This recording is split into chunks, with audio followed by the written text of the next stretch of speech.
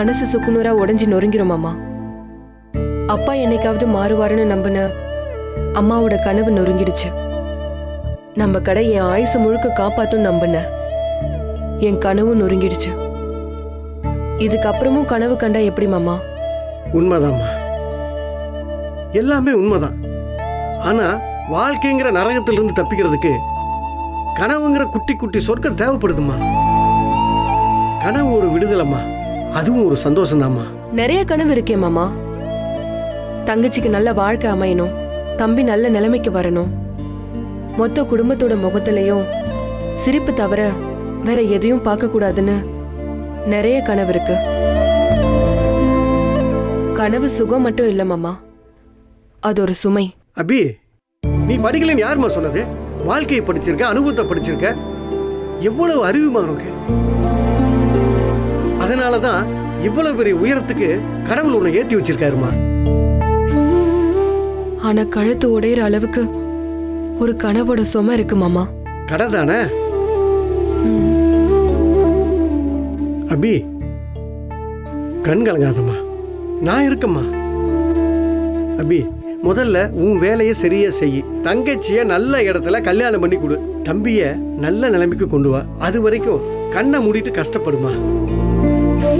வர்ற காசு எல்லாம் அவங்க 2 பேர் பேர்ல சேர்த்து வைமா. இங்க பாருமா, எத்தனை வருஷம் ஆனாலும் சரி அபி டெய்லர் கடைய மறுபடியும் நான் திறக்க வைப்பேன். இங்க பாருமா, ஹை கோர்ட் அல்ல சுப்ரீம் கோர்ட்டுக்கு போயாவது நான் சொல்றது செய்வேன். அபி, அப்பா ஸ்தானத்துல நான் இருக்கேன், நீ எதுக்கும் கவலைப்படாத, நான் இருக்கேன். அப்புறம் அந்த உதவாக்கிற பையன் உன் நண்பன் ரகு இருக்கான், நீ பயப்படாம உன் வேலை பாருப்பா. மாமா, அவன் உதவாக்கற இல்ல. அம்மாடி, நான் சாகிற வரைக்கும் அப்படிதான் சொல்லுவேன், அவன் ஒரு உதவாக்கிற பையன்.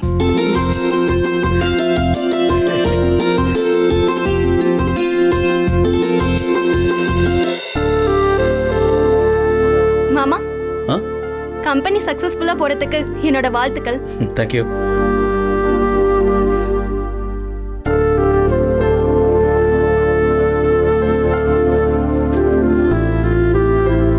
என்ன அசோக், ரிலாக்ஸ்டா இருக்க போல? யா, அவனுக்கு தான் இப்போ டென்ஷன் எதுவுமே இல்லையே, அதான் ரிலாக்ஸ்டா இருக்கான்.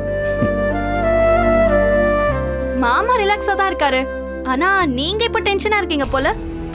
முகமெல்லாம் ஒரு மாதிரி இருக்கு.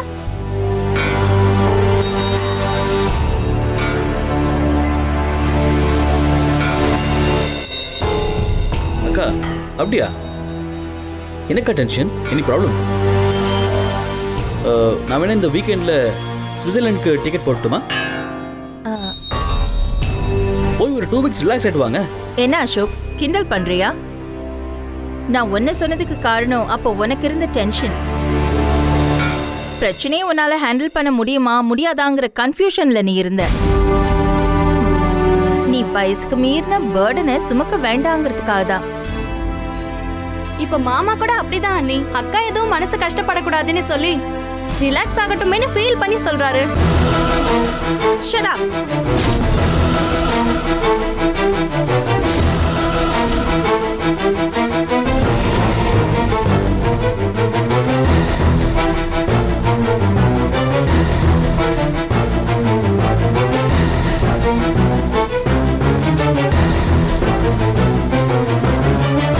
வைஷாலி, உள்ள போ. அக்கா, ஏதோ ஜாலியா பேசினா அதுக்கு ஏன் இப்படி ரியாக்ட் ஆகுறீங்க? விளையாட்டு மத்தவங்களை ஹர்ட் பண்ணாம இருக்கணும் ஆதர்வா.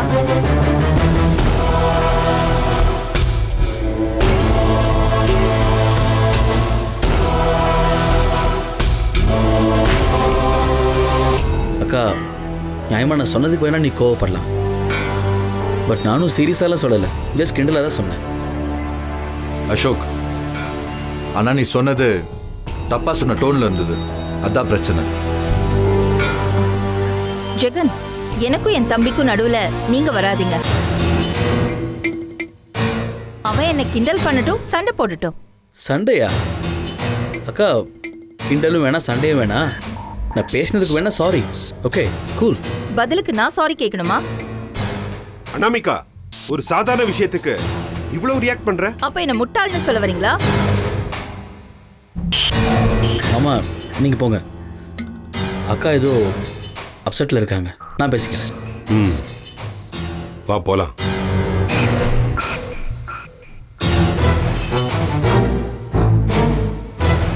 கதிர்வா, நீ ரூம் போ.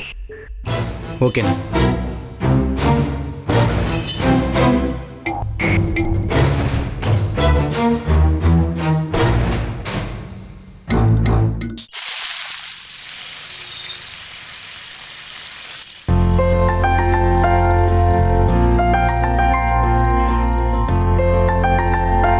நல்லா இருக்குல்ல?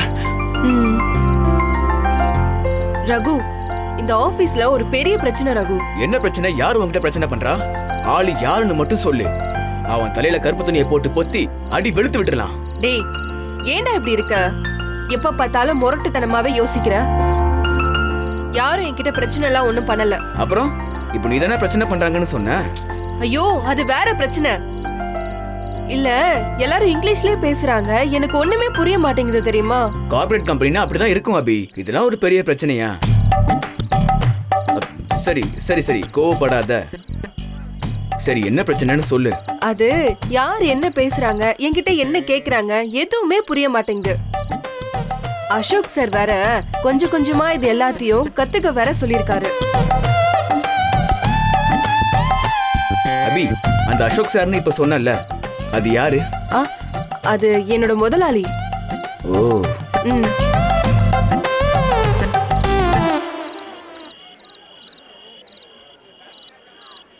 ரகு, எனக்கு ஒரு உதவி பண்றியா? சொல்லு அபி. அது நீதான் நல்லா இங்கிலீஷ் பேசுவல்ல, எனக்கும் கொஞ்சம் இங்கிலீஷ் கத்து கொடுக்கறியா? அவ்வளவுதானே, கத்து கொடுத்துட்டா போச்சு. ம். நீ என்ன பண்ற? டெய்லி ஆபீஸ் முடிஞ்சதும் ஒரு 2 மணி நேரம், அவ்வளவு கூட வேணாம், ஒரு அரை மணி நேரம் நாம 2 பேரும் இங்கிலீஷ்லயே பேசணும்னு வச்சுக்குவேன். இங்கிலீஷ் ஃப்ளூயண்டா வந்துடும். ஐயோ, டெய்லியுமா? ஆமா. அது என்னால முடியவே முடியாது ரகு. அது சில சமயம் வேலை முடியறதுக்கு 10 மணி கூட ஆகும். வாரத்துக்கு ஒரு வாட்டி வேணா உன்னை வந்து பாக்குறேன். நம்ம 1 மணி நேரம் கூட பேசலாம், சரியா? ரகு, இங்கிலீஷ் சொல்லி தரியா? ஷியோர் அபி.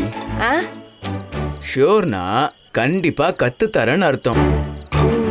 பாத்தியா, உனக்கு இப்பவே இங்கிலீஷ் டியூஷன் ஸ்டார்ட் பண்ணியாச்சு. அபி, your smile is good. என்னடா சொல்ற? நீ சிரிக்கிறது அழகா நல்லா இருக்குன்னு சொன்ன. இத பாரு, இப்ப நான் சொன்னதுல உனக்கு எதெல்லாம் புரியுற மாதிரி இருக்குது?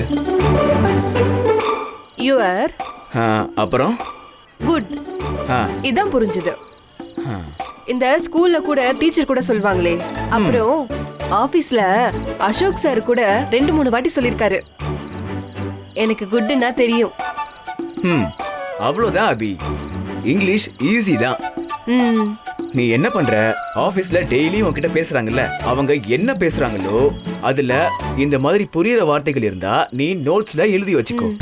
அந்த this is was நீ சொன்னல குட், இது எல்லாத்தையுமே எழுதி வச்சுக்கோ. ஆமாமா, அதுதான் அதிகமா பேசுறாங்க. அப்புறம்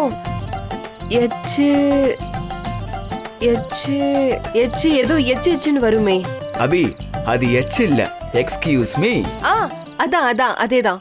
எக்ஸ்கியூஸ் மீனா தொந்தரவுக்கு மன்னிச்சுக்கோங்க அப்படின்னு அர்த்தம்.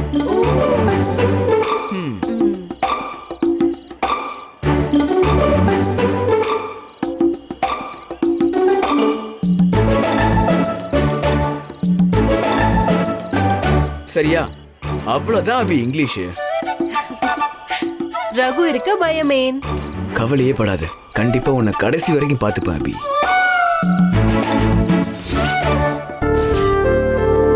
தப்பா அசோக், சின்ன வயசுலேருந்து இப்போ வர உனக்கு எப்பவும் சப்போர்ட்டாக இருக்கிற அக்காவை பற்றி இப்படி சொல்கிறது தப்பா அசோக். நான் என்ன அப்படி தப்பா சொல்லிட்டேன்? நான் பேசுறதை புரிஞ்சுக்கிற மனநிலைமையில அவங்க இல்லைன்னு சொன்னேன். இதுல என்ன தப்பு இருக்கு?